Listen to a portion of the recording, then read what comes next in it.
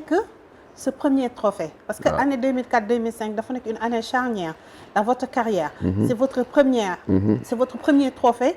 C'est votre première aussi en Afrique. boo ma siy wax ci année boobu benn événement wala loo dund loo xam ne doo ko fàtte à jamais lan lay nekk.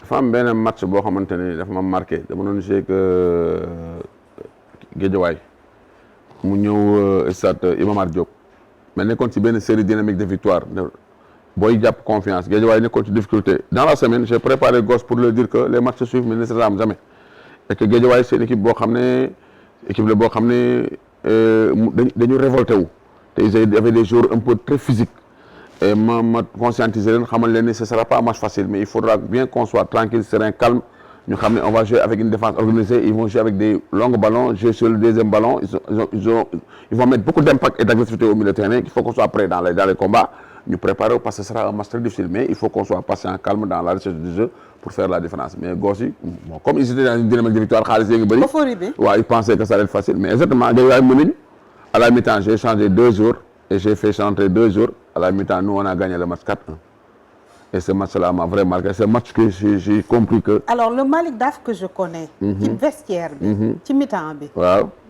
lan nga leen wax.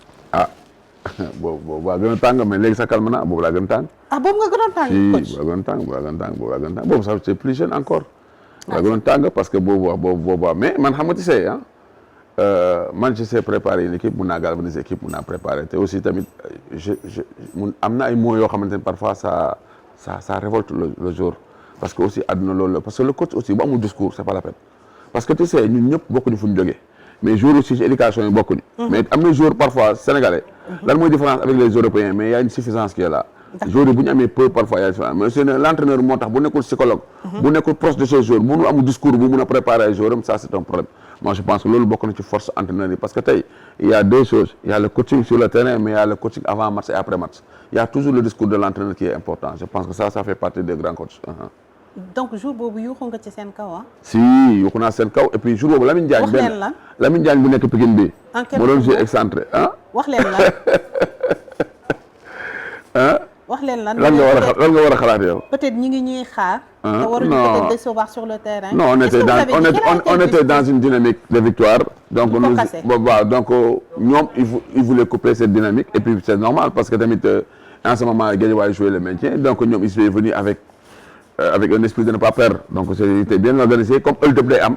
ñun on joue ils nous mettent un but donc à la mi-temps on va avec 1-0 en faveur de Guédiawaye donc à la mi-temps j'ai sorti 2 jours au stade et j'ai un peu bousculé les joueurs sur le terrain avec un ton dur avec les changements qui ont été apportés à la mi-temps on a marqué 4 buts en mi-temps et le match a été terminé avec 4 buts à 1 donc ça veut dire que malgré mon discours à la mi-temps malgré les consignes et les rectifications mais aussi il y a les changements qui ont apporté le plus et ça fait partie aussi du coach moi je pense que c'est ça quoi.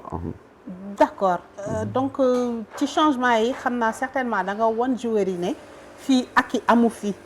c'est-à-dire ku fi def loo war a def vous restez sur le terrain ku fi def loo warul la def ci match bi dama lay génne. waaw mooy signal bi nga leen man c'est comme ça man c'est toujours comme ça pour moi même si j'ai les meilleurs joueurs au monde mais les meilleurs joueurs c'est sur le terrain c'est pas en dehors du terrain on peut avoir un nom mais le terrain c'est la vérité du terrain qui dirige après. D'accord mais loolu aussi dinañ si ñëw.